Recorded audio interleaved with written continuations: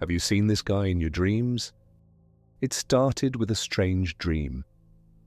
I was walking down a long, endless hallway, the walls lined with flickering, buzzing lights. At the end of the hallway, there was a figure, a tall shadow with a wide-brimmed hat. He didn't move, but I could feel him staring, even though he had no face.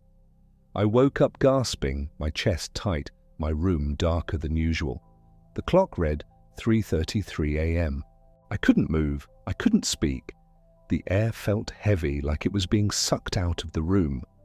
Then I saw him. At first, I thought it was a shadow cast by something in my room, but it wasn't. It was too solid, too still.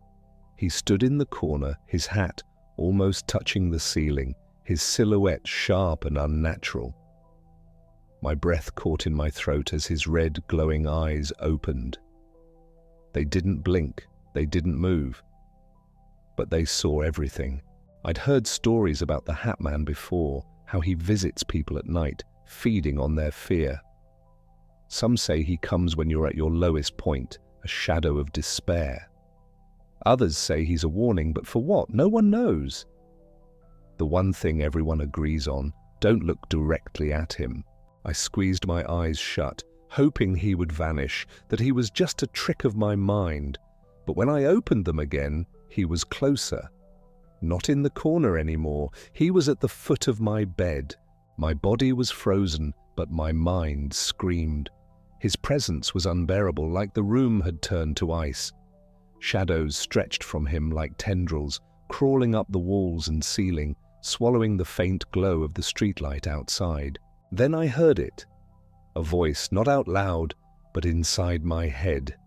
Deep, distorted, and echoing.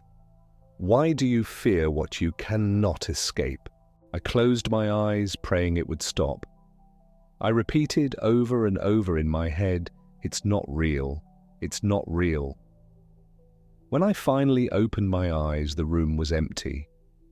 The clock read 3:34 a.m. 1 minute had passed, but it felt like hours. The next morning, I found something on my pillow, a single black feather. I don't own a bird. That night, I moved a mirror into my room, thinking it might help reflect the shadows. Big mistake. At 3:33 a.m., I woke up again. This time, the Hatman wasn't just in the corner. He was in the mirror, his red eyes burning brighter. And this time, he didn't whisper. He laughed.